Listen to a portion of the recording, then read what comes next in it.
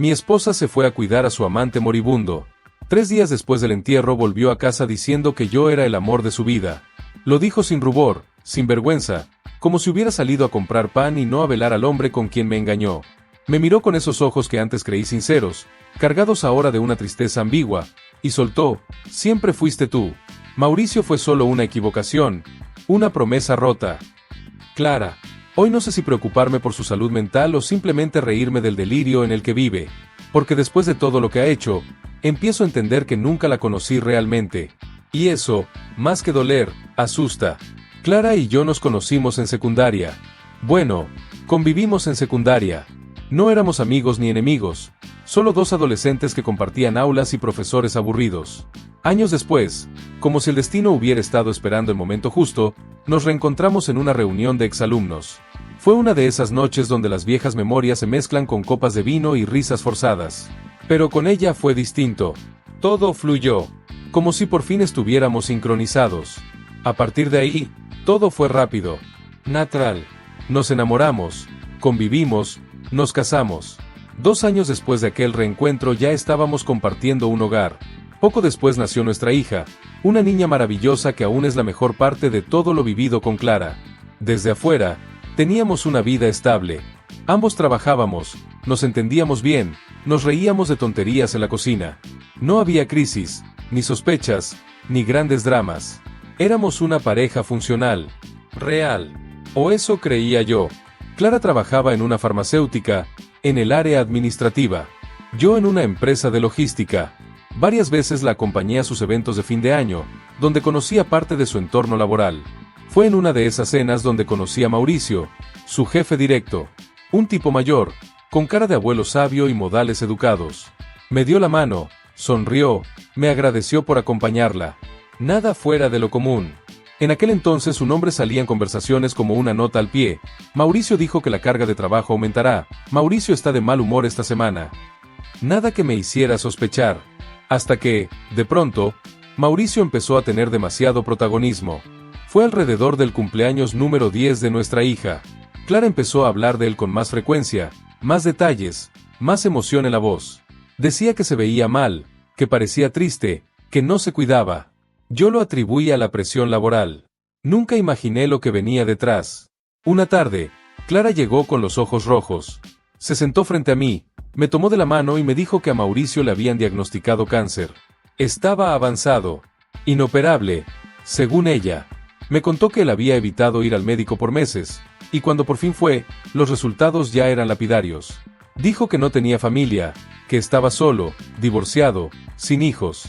Yo sentí lástima por ese hombre. Lo conocía de vista, había compartido una copa con él. Me solidaricé. Incluso aporté a una colecta que organizaron en la empresa. Le pregunté a Clara cómo seguía, si necesitaba algo. Todo lo hice desde un lugar genuino, pero con cada semana que pasaba, algo me olía mal. Clara se ausentaba más seguido, pasaba horas fuera de casa, llegaba con historias que no terminaban de cerrar. Decía que le llevaba comida, que lo acompañaba al hospital, que nadie más lo hacía. Lloraba a veces. Me hablaba de su dolor, de lo injusta que era la vida. Yo intenté consolarla. No sabía que mientras yo le preparaba té, ella ya dormía en la cama de otro. Una noche llegué a casa deseando ver una película con mi hija, pero el silencio me golpeó en la cara. Todo estaba oscuro, desierto. Llamé a mi hija. Nadie respondió. Subí a su cuarto y lo encontré vacío. Fui al nuestro, y ahí estaba Clara, sentada en el borde de la cama, con una maleta lista y una expresión que no había visto jamás. ¿Dónde está nuestra hija?, le pregunté. Con mis padres, respondió después de un largo silencio. Vinieron por ella esta tarde. Necesitamos hablar. Sabía lo que venía. Tenemos que hablar. La frase maldita. Me voy, dijo. Mauricio está en sus últimos días. No quiero que muera solo. Me quedé helado. No respondí. No supliqué. Solo la vi marcharse, como quien ve salir a un fantasma de su propia casa. 3 días después, volvió, con un café en la mano y una cara de arrepentimiento reciclado. Te juro que fue un error, dijo. Tú siempre fuiste el amor de mi vida. Yo la escuchaba hablar como si repitiera un libreto mal aprendido. No sé si lloraba por él o por lo que no pudo conservar. Desde entonces la observo desde lejos, aunque viva cerca. Es una desconocida para mí. No sé si compadecerla o reírme de la tragicomedia que se ha escrito sola. Porque una cosa es clara, cuando alguien se va con su amante moribundo, y regresa creyendo que puede recomenzar, no está enamorado.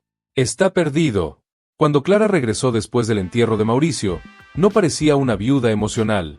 No, parecía una actriz que acababa de terminar su función. Traía la cara limpia, sin lágrimas, pero algo en sus manos, en sus gestos, en su voz, estaba manchado. Durante los primeros días fingió normalidad. Se movía por la casa como una invitada incómoda, preguntando si necesitaba que cocinara, si debía ayudar con las tareas de nuestra hija. Quería recuperar la rutina como quien intenta pegar una taza rota con saliva. Yo no decía mucho, escuchaba, observaba y anotaba, porque Clara pensaba que el único daño era el abandono.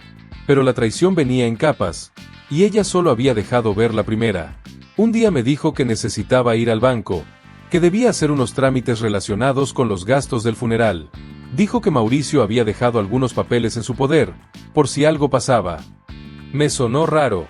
Me ofrecía acompañarla, solo para ver su reacción. Tardó en responder. Después se rió. No hace falta. Son solo papeles aburridos. Mentira. Esa misma noche, mientras ella dormía en el sofá, me metí en su bolso.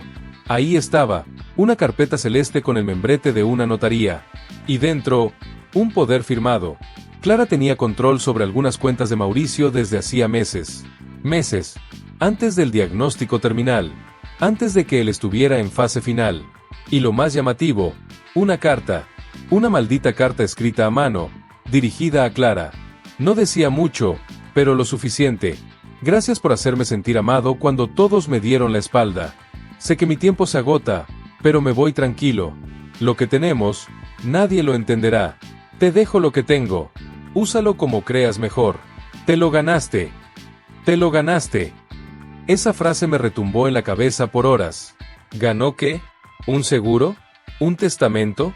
¿Una casa? ¿Una cuenta bancaria? La confronté al día siguiente. No con gritos. No hacía falta. Solo le puse la carta sobre la mesa y le pregunté, ¿qué más me ocultaste? Clara se quedó en silencio, como si intentara calcular cuánto daño podía hacer la verdad. Al final, suspiró. Mauricio me puso como beneficiaria de un seguro. No lo pedí. Solo pasó. ¿Y cuánto pasó antes de que él se enfermara? No respondió. No hacía falta.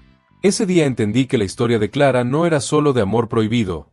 Era de conveniencia, de dependencia emocional, de una doble vida tan bien tejida que incluso ella confundió sus intenciones con sentimientos. Desde entonces, nuestra convivencia es mínima. Clara duerme en el cuarto de huéspedes. A veces hace el desayuno. A veces juega con nuestra hija. Yo, por mi parte, voy reconstruyendo mi paz con paciencia quirúrgica. Porque ya no lloro por lo que perdí. Me preocupo por lo que casi me quita. Porque una mujer que es capaz de enamorarse de un hombre moribundo y beneficiarse económicamente de su muerte, no está sola. Está vacía. Y yo ya no puedo vivir con una sombra que huele a culpa. Después de descubrir la carta de Mauricio, y que Clara había sido beneficiaria de su seguro, creí que ya nada podía sorprenderme. Pensé que ese era el punto más bajo, que ya había tocado fondo con ella. Pero Clara siempre tuvo un talento especial, saber excavar más hondo. Una tarde recibí una llamada del colegio. Me dijeron que necesitaban tener una reunión urgente sobre mi hija. Me preocupé. Pensé que se había peleado con alguien, que sus notas habían bajado, cualquier cosa menos lo que estaba por descubrir. ¿Usted autorizó el cambio de apellidos?, preguntó la directora, mientras deslizaba unos papeles por la mesa. Me quedé mudo. ¿Perdón? La madre presentó una solicitud para agregar el apellido de un tal Mauricio Ortega como segundo apellido de su hija. Mi mundo se detuvo. No grité. No hice escándalo. Solo sentí un silencio helado en el pecho. Un frío que me llenó las manos y me hizo temblar al firmar la negativa. Esa noche, cuando Clara llegó a casa, la esperé sentado en el comedor. Ella notó algo, porque evitó mi mirada desde el primer momento. Le di una sola oportunidad. ¿Algo que quieras contarme? Nada. Ni una palabra. Le tiré los papeles en la mesa. ¿Estás completamente loca? Clara rompió. Lloró. Pero esta vez no me moví. No me acerqué. No me tragué el llanto ni el temblor de su voz. No sabes lo que se siente, me dijo. Estar con alguien que te escucha, que te entiende, que te hace sentir viva. Mauricio. Él me hacía sentir especial. Quería ser parte de nuestra hija. Quería dejar algo en el mundo. ¿Nuestra hija? ¿La querías convertir en su legado? Asintió, llorando. Como si eso fuera una excusa válida. Como si un hombre que no dejó nada atrás salvo una cuenta de banco pudiera reclamar la paternidad de una niña que jamás conoció. Esa fue la última noche que Clara pasó en esta casa. Al día siguiente, cambié cerraduras. Fui al juzgado. Pedí asesoría legal. Inicié el proceso para restringirle la patria potestad parcial hasta que demostrara ser emocionalmente apta. Y créeme, eso no está siendo fácil, pero tampoco imposible. No lo hago por venganza. Lo hago por esa niña que me abraza cada noche, que pregunta por su madre con voz bajita, y que aún no entiende por qué alguien puede cambiar un apellido, como si fuera intercambiable. Clara hoy vive sola, en un departamento que, irónicamente, se pagó con el dinero del seguro de Mauricio. Me escribe a veces. Me deja cartas. Dice que aún me ama, que fue un momento de locura, que le dio demasiado poder al dolor. Pero ya no me duele. Me dio pena. Me dio rabia. Me dio asco. Ahora, solo me da lástima. Porque hay errores que pueden costarte un matrimonio. Y hay errores que te cuestan ser madre. Pasaron casi 2 años desde que Clara se fue de esta casa. 2 años de silencios, audiencias, dibujos escolares con una sola figura adulta, y cumpleaños sin una madre en las fotos. Al principio me dolía que mi hija la extrañara. Me mordía la lengua cada vez que preguntaba ¿cuándo va a volver mamá? Pero aprendí a no responder con veneno. Le dije lo justo, lo necesario. Que mamá estaba confundida. Que a veces los adultos se equivocan muy feo. ¿Pero sigue siendo mi mamá? Sí, le dije.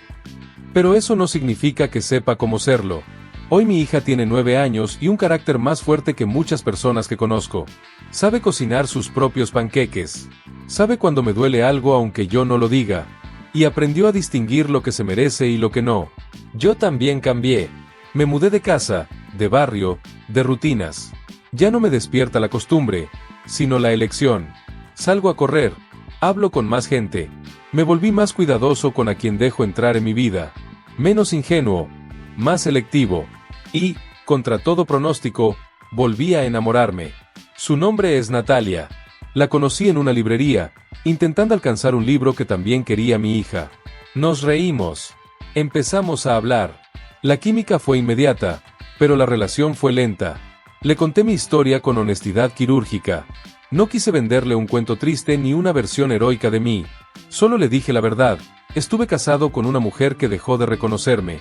Y casi dejo de reconocerme yo también. Natalia no vino a salvarme. Solo vino a sentarse a mi lado mientras yo me reconstruía. Un domingo de otoño, hace unas semanas, Clara apareció en la puerta. No avisó. No pidió permiso.